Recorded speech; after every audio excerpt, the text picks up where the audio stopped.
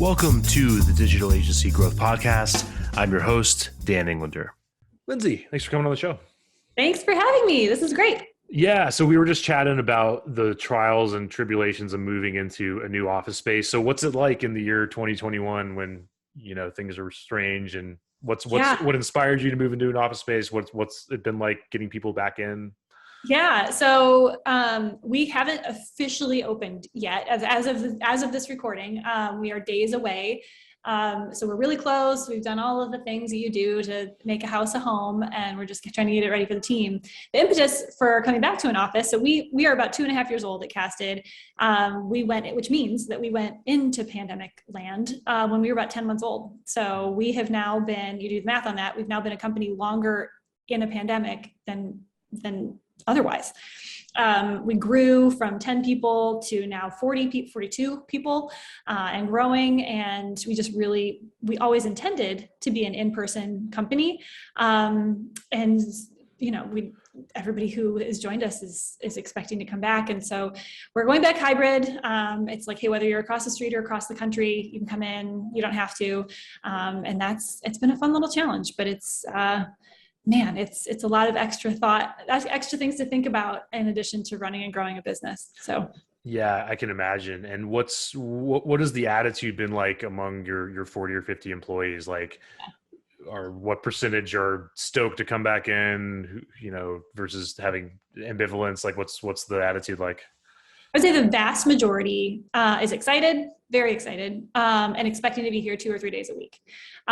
There are a few outliers that are like, do I ever have to come in? And we're like, well, maybe like once in a while, like literally maybe like once a year for an all hands, but maybe not. And there's others that are like, can I be there every day? And we're like, sure. So, but I think for the most part, people are excited. As humans, we crave connection that looks different for every one of us. But when you work so closely with people you do at work, especially when you're doing something like growing a startup, it's nice to be able to have at least the option to be together. Yeah, that makes a lot of sense. And I think it's funny because I was personally heading in that direction of wanting an office space, although we've been distributed since 2014. And then all this happened and we've sort of, fallen back in our own ways, but it works for us. And I remember being on sales calls, like when I started the company in 2014, and people would be like, what are you, just like just a few people spread out in coffee shops? And I was like, yeah. And they're like, nah, we don't want to work with you. And that's all changed, which is nice. Yeah. Now we're the ones helping our clients and others kind of adapt to it. So that's super interesting. So with that, I'd love to start with a basic question. What is Casted and what inspired you to help build it? Yeah, so Casted is the first and only amplified marketing platform. And what do I mean by that? So we're the first and only marketing platform made specifically for B2B enterprise marketers and marketing teams, making it possible for them to harness the power of audio and video, which we're doing right now, to really fuel their entire sales and marketing strategy. So instead of, my background is in B2B marketing, and instead of the life that I've lived and the teams that I've led have lived, where you're chasing after more content, rank, try to outrank your competitions and serve the algorithms. We say, what if that comes later? What if algorithms have a place? But what if you start instead with conversations, and you have one like we're having right now? You leverage it as great audio and video content, but then you ring it out and you use transcription and key takeaways and clips, and you amplify this great content across other channels on your blog posts and your social media, get it in the hands of your sales team, and then measure it in ways that really matter, not only for your marketing team, hey, was it good or was it not, but also how's it actually driving real revenue? Yeah, that makes sense. So can you elaborate a little bit on that? So when you say platform, is this an actual specific platform you've built for like getting into the right hands, or is it more so living, on your clients' existing entities and so on? Yeah, so it's an actual standalone platform, software platform that you can use completely by itself. In a nutshell, the workflow is create this content. So we're recording this now. Somewhere along the line, someone's going to produce it and package it up and make it what you want your audience to see. And then that's where Casted starts. You upload it into Casted. We host it, we syndicate it, disseminate it out to all the different players, YouTube, Spotify, Google, Apple, whatever it is, but also give it a place to live on your website so that you can own the search value. And so on and so forth from there. We give you all kinds of ways to amplify that content. But to answer your question, you can do that by itself. But then we also have some really great integrations with things like CRM and marketing automation platforms and CMS platforms that you as a marketer or other teams or other marketing people in your company are already working with, so that they can access that content and measure that content in ways that you need to. Yeah, that makes sense. And what inspired this? What was your background and what kind of led you to build this? Yeah, a lifetime of growing frustration as a B2B marketer is what led to it. So I've got 15, 20 years in B2B marketing. I've seen it from every angle, agency side, corporate side, large companies, very small companies. I consulted on my own for a while. So I've seen it from every angle, always B2B, always kind of brand and content building, but lots of different angles. And right before starting Casted, I was at this large global SaaS enterprise business. I was brought in to lead the content team to build this content strategy and to grow the brand as a result. And I was thinking, the best way, as marketers and business leaders know, the best way to grow your brand is to make it more human, right? So the more personable it is, the more authentic it is, the more relatable it is, that leads to trust. And when people trust you, they buy from you. So I thought, what if instead of starting with blogging and trying to serve the search engines, instead of starting there, like so many marketers have been pushed down that path, what if we started with conversations? So we tried to do that. We started a podcast, we started a video series, and it was really great. However, there was no platform to help us do it. We had to really get really manual and duct tape together some solutions. I was like, this is insane. Like no amount of money could buy what I needed, or help us measure it in a way that actually mattered to the business. So we set out to change that and be the change we wanted to see. Yeah, that makes sense. And we're always, we've had this podcast for a few years and we've tried a lot of different strategies. We're working with, a podcast production house that we're really happy with in the first couple of weeks right now. And we're always going back and forth on the best content to focus on, because in my head, I'm always thinking of our world happens to be the ad agency world. That's our clients. Those are the people we're looking to help. And our clients are also selling it to not a dissimilar audience. They're selling it to skeptical company leaders, marketing leaders, people that are getting hit up all day, every day by content. So I guess my question is, what are you finding to work? Like, and what sorts of content is being consumed? What's most useful to people? Like, when you look across your client base, and maybe that's dozens or hundreds of clients, are there consistent, trends you're seeing? Yeah. So, this is a little bit of a softball since we work in audio and video, but it's true. There's a reason that we started an entire company around audio and video content, because that's what customers want. That's what consumers want. You and I are both customers, both personally and professionally. Like we buy stuff for ourselves and we buy stuff for our businesses. At the end of the day, we're still people. And what kind of content do you like to consume? That's what everybody else likes to consume. And that tends to be really rich audio and video content where you get the opportunity to listen in on somebody's conversation, to learn from somebody else's experiences, to tap into someone's expertise directly, as opposed to reading a blog post that was clearly written for an algorithm, right? If I want to dig deeper and perhaps read something, I want it to be really rich and I want it to be authentic. It's something that's really meant for me. Maybe it dives deeper into some of the things that you talk about in that conversation and gives me tips and key takeaways that I can, really keep coming back to. But yeah, at the end of the day, we're all, Netflix and Disney Plus have set the bar high. And regardless of what you sell, what service or product you sell, that's what we're all going for. And those are the brands that are winning, is the ones that are creating really rich, creative, authentic content. Yeah, I think you hit on something pretty interesting, which is like we all like to kind of think of ourselves as like special snowflakes. Like when I think of the content I consume, it's like weird, wonky stuff, like Marginal Revolution and like Slate Star Codex, and probably names that some people might have heard, but a lot of people haven't. And I'm always wondering, like, am I that special or not? And also, like, is our audience consuming the content we put out? Like, are people really going home and instead of watching Netflix, like listening to our wonky marketing podcast? Like, are we competing with the Boba Fett show on Disney Plus, or are we competing with Seth Godin? That's so I don't know if that makes any sense, but I'd love to hear your thoughts on that. And I think always, because again, regardless of what you're selling, whether it's B2B or B2C, regardless of who you are and what you do, you are a consumer, You are a person buying from a person. You're a person buying from a brand. You're a brand selling to a person.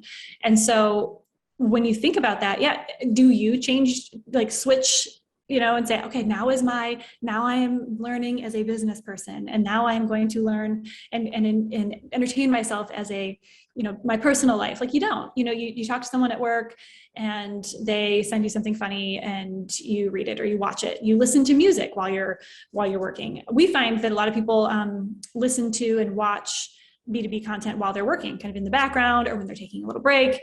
Commutes are starting to be a thing again. That's, we find and we hear that a lot of people use that commute time, myself included, to kind of transition from home life to work life and back. So that's when people will consume a lot of B2B content. But also truly, we are our whole selves all the time. And so just as things kind of strike your personal interests while you're at work, things are going to strike your business mind while you're at home. And so making that content available in all ways to all people, in ways that people want regardless. Yeah, it's funny because like in my own head, and maybe this is like a lot of other people, I kind of like naturally tier out different types of informational content. Like the really tactical stuff, I'm not going to listen to past a certain hour because my brain's going to be dead by then for me personally. Yep. Right. So if it's like before 2, maybe between like 10 a.m. and 2 p.m., I can listen to that podcast about conversion rate optimization or whatever. And then 2 to 4, I can listen to the stuff that's a little more lofty, but still business. Like here's what to look for when you're hiring, or, here's like how the best businesses have built themselves. And then the evening's going to be brain dead, television, whatever, fun stuff. Yeah, Right. So exactly. have you seen anything like that? Am I weird, or is that conform with other people? No, I think that's true. I mean, we all have, especially over the last, year and a half, we've had to come up with those boundaries and those like, this is what I do during this time, and this is what I do during this time. But the fact of the matter is that looks different for everyone. So I'm a really early riser, and I wake up ready to go, and so I consume. I'm like ready. I'm ready to start taking in content early. And I'm like, yeah, okay, this is how I'm going to lead my team meeting today. And this is what I'm going to do. And like I said, my commute to work when I'm coming to the office is full of like, give me all the things. Now the drive home, like you said, I'm brain dead. I'm just done. And I need to consume something, if it's business related, something that's really light, or something that's going to kind of fill me up and just like a warm blanket. Right. So, but that looks completely different than some of the, my product co-founder is the opposite. And morning, he needs something very, very gentle, if anything. And, he's ready to go in the evening. So, I think we all have those rhythms and patterns, but they look different by person. Yeah, that makes sense. And that's usually the case there. We're not alone. One thing that, and this is kind of to like selfishly use us as a guinea pig to get your thoughts on it and everything, and hopefully it's helpful to others. One thing we're always trying to figure out is the types of guests to have on the show. Like people like yourself, founders behind tech companies. Those episodes are usually pretty popular. And our hypothesis was we should get marketing leaders on, because those are the people that our audience ad agencies are selling to. So it'll be useful to hear their perspective. And we've had some great episodes, super interesting people. But what's surprising to us was those episodes are actually less popular or less successful than just getting agency owners on to sort of like compare notes and talk about their experience and their stories and everything like that, which kind of makes sense in hindsight, but at the time, was surprising. So I'd love to hear your thoughts on that. Like what types of guests are useful? If you're, for example, our agencies are selling into brands, what sorts of guests should they prioritize versus others? So that makes sense. Yeah. Such a good question. Because I always say, who's it for and why are you doing it with any content, right? That's absolutely true with audio and video content, with a podcast series or anything, is who is your show for first and foremost? And you started there, like who's it for, and like, who do they want to hear from? And some of that's just trying, right? So I think that was a really good hypothesis and a great experiment to run, to be like, they would probably want to hear from their potential customers. And because you don't know until you try something. You never know if a campaign is going to work. You never know if, a series or an event is going to work. You have to try it. And so I'm a big advocate of setting up a season and saying, okay, we're going to try this. We're going to do, brands for 10 episodes or 5 episodes or whatever it might be. And then we're going to take is exactly what you did. We're going to take a look back and see how it performs. and let the market speak for itself. Because a different company who's aiming to do something very similar as you, it might be completely opposite results just based on who is actually listening, who their actual target audience really is, what kind of guests they have on. You just have to keep on trying and see what kind of results you get. Yeah, that makes sense. Test it out. It's a good simple Now answer. this comes back to testing, right? Yeah, makes sense. And with that, on the other side of things, like I think that it sounds like there's, just about anything can work. Are that said, to go negative, are there consistent mistakes you see people making where they're, certain how they do content, what they put into the content, and so on?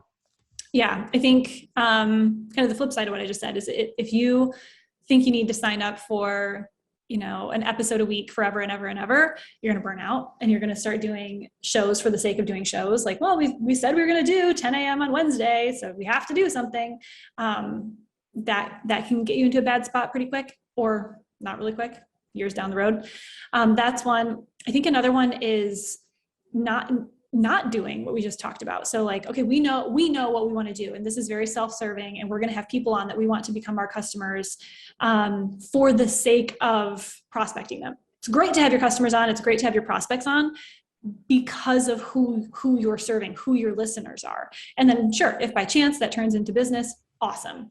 But when it's your primary goal to bring people on and be like, oh, well, this is a prospect and we're going to sell to them, that you can hear it in the content. And then over time, people will begin to know, like, okay, well, they invited me on because they want to sell to me.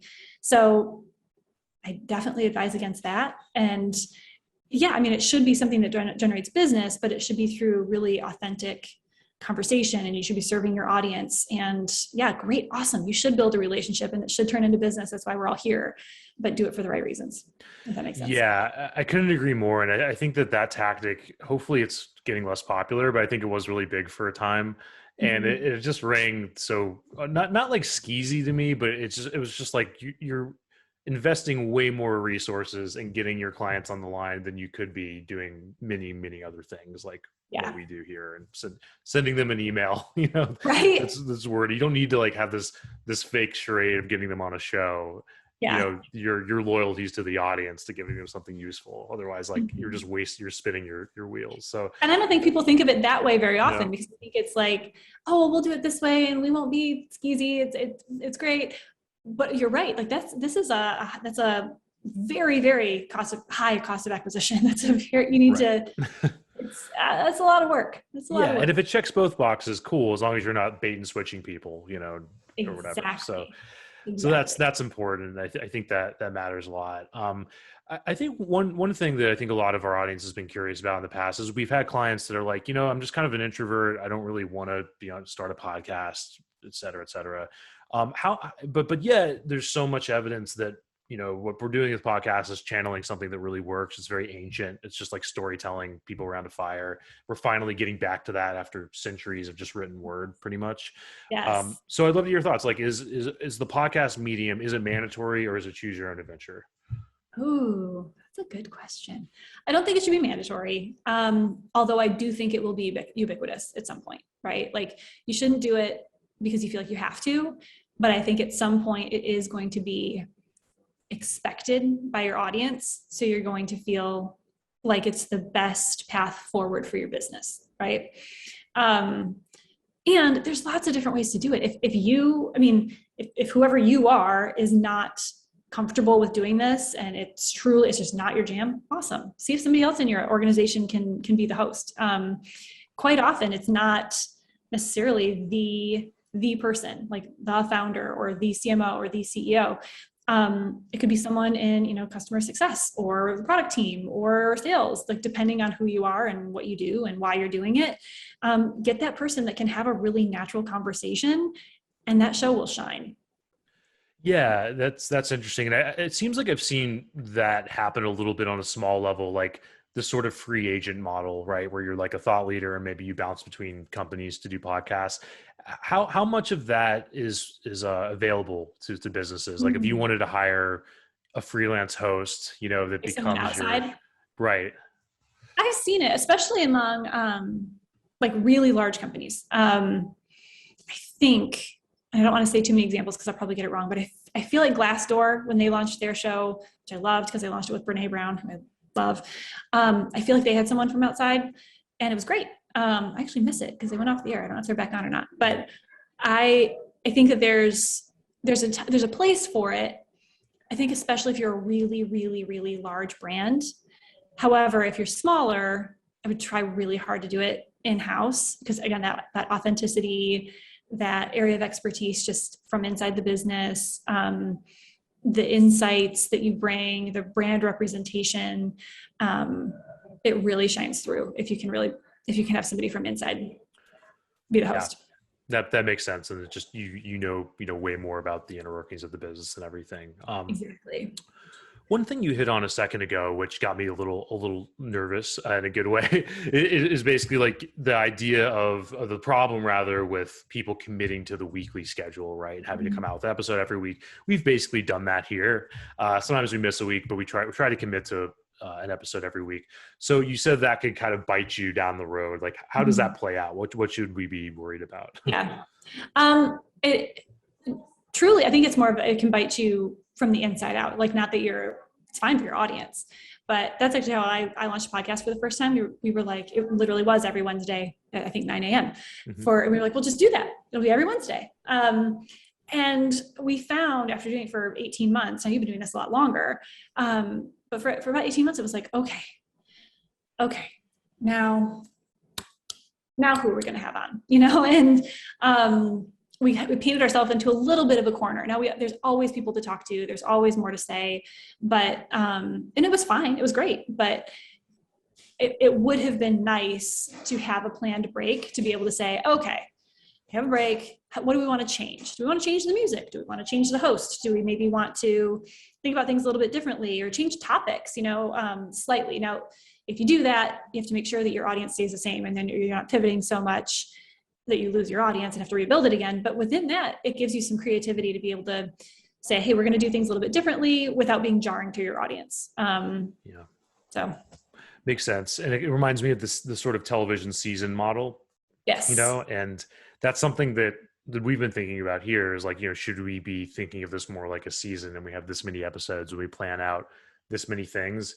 But it's like in another way that actually creates a lot more work, but maybe it's worth it, right? Because then you have to think really deliberately about who you're going to have on, the topic, the theme of the season, maybe different music, et cetera. Yeah. It's interesting because yes, kind of, but also not necessarily. So if you are thinking about it as far as like, okay, what are we going to do this season? That actually gives you some guide rails. And with those guide rails is freedom to be like, okay, we're going to talk only to, I don't know, our customers, this season. We actually did that one season where it was just our customers. We were really open about it. And we were like, hey, who knows more about, amplified marketing and this thing that we're doing than our customers. So they weren't case studies, they weren't testimonials, but we were just really open about this season's about our customers.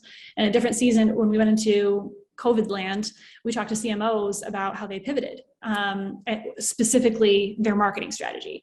And that was a season. And within those topics, we had freedom because it wasn't like, what are we going to do for the show? It was like within this topic, what makes the most sense. And sometimes we did 4 episodes for a season and another time, we did 12 and it works. Yeah. Yeah. You get to think very, very specifically about, what you want to cover. One thing I'd be curious to hear your thoughts on. So I think a lot of people are listening and they're thinking like, hey, I run an agency, I run a B2B company. I've been thinking about a podcast. I know it's going to take a lot of time, effort, resources. When do I see business come out of it? Right? Like, what do I have to do? How long do I have to stick with it until I'm like, okay, this is actually doing what I want it to do? What are the expectations you like to set with your clients and customers? It's definitely a marathon. However, you can see results from, just like with anything else with marketing, all it takes is one, right? So if literally you launch your first episode or you launch a couple of episodes at once and somebody listens and says, wow, that's amazing. And you call my executive coach, who is now a great friend of mine, come to find out that I listened to what was her first podcast and called her or like found her on LinkedIn, was like, hey, I'd love to meet with you. That was a pretty quick return on investment for her. But that doesn't happen all the time. I think one thing that's really important is to remember that it's not just about recording and then hitting publish and being like, okay, I'm waiting for people to come in. It's what else are you doing with that? So you have an audio, you have a podcast, or you have a video series, you hit publish, but how else are you using that? How are you using, clips of that show on social media? How are you getting pieces of that to your sales team if you have one, so that they can say, hey, we had this person, this expert in this field talking about X, Y, and Z on our show. Here's what they said, and use that to make your conversations easier. How are you using a transcription from the show to create written content, blog content that does rank? That's where the algorithms come into play. And that's where, search engines come into play and can really help you, is really bringing out that content across other channels to get such a greater return on that investment and energy and effort that you put into creating it in the first place. Yeah, that makes a lot of sense. And one thing that I think I saw on the site, and correct me if I'm mixed up, is you guys are helping get this content around for the using case studies and using audio, visual, and case studies. Can you talk more about that?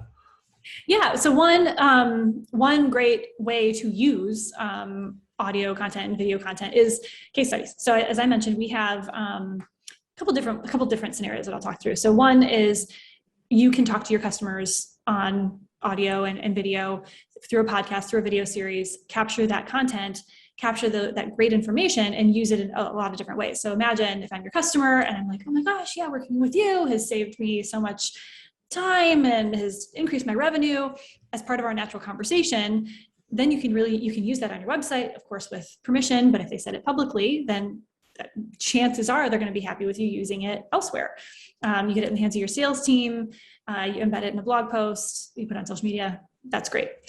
Kind of flipping that a little bit is thinking about how you can use, like if you go out and you have an audio or a video team on site and you do a really fancy, nice, beautiful case study with a customer, how else can you use that? Can you use clips of that in other ways that we're talking about, like as part of your podcast content? Can you repurpose that fancy, branded, published, produced case study in other ways as well?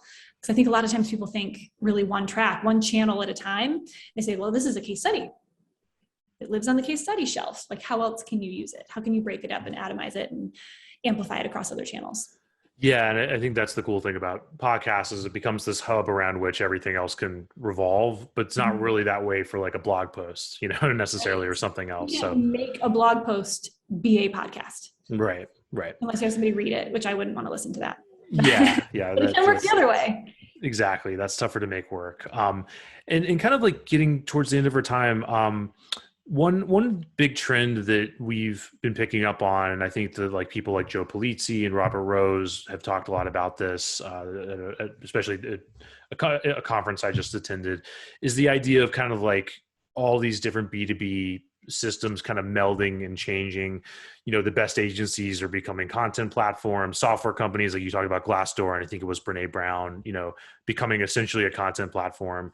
You have publishers like New York Times starting ad agencies. So it's sort of like the situation where everybody's your competition all the time, and these things are kind of melding. And it's almost like the service side is used as this like launch pad for products and services like content that probably are, that are ultimately going to be more scalable and so on and so forth. So I don't know if I have a good question. I guess just like, where is this going and where does it end? Yes. So, and also where did it start and when did it start? It started a long time ago. And I think what it comes down to is a return to creativity and a demand for creativity. It's no longer about more. More is not better. Better is better. And so we as marketers and as brands and as business leaders are under more pressure now than ever before to create and deliver exceptional content. To your point, like everyone's a media company now, everyone. So if your competition for share of voice and share of ear and share of eyeballs is not only your actual competition for dollars, but also like Netflix and Disney Plus, the stakes are higher than they've ever been. So you better be getting creative, knowing your audience, taking your time to create something that's really good. And that doesn't mean you have to spend $1 million. Like, have a great conversation like you and I are, and then get as great a return on that piece of content as possible. You got to take your time, capture something really great, and then ring it out and get a massive return on that effort, because you're not going to win all the eyes, all the ears, all the time. There's just too much competition. But what you can do is, when you do get someone, is deliver and then give them ample ways to further engage. That's where brands are really gonna win. Yeah, that makes sense. And bringing this to kind of a close, I know you're partnering with agencies. Can you talk a little bit about that and how you're typically working with people? Yep. So in short, we're a software company. We make the platform that makes everything we're talking about today possible. So create really great audio and video content. Our platform, Casted, helps you ring it out and to really amplify it across other channels and maximize the return on all of that effort you're putting into creating it.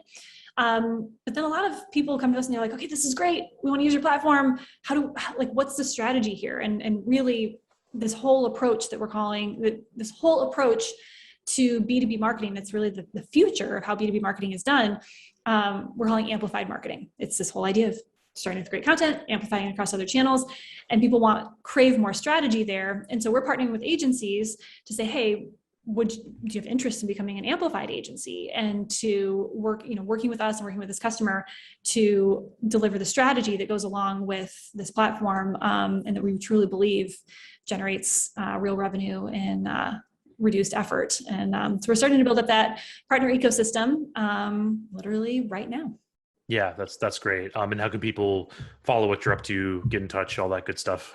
Sure. So you can reach out to Casted at casted.us. That's where you can find who we are and what we do. And you can find me. I'm most active on LinkedIn, if you can find out how to spell my name. And you can find Casted there too.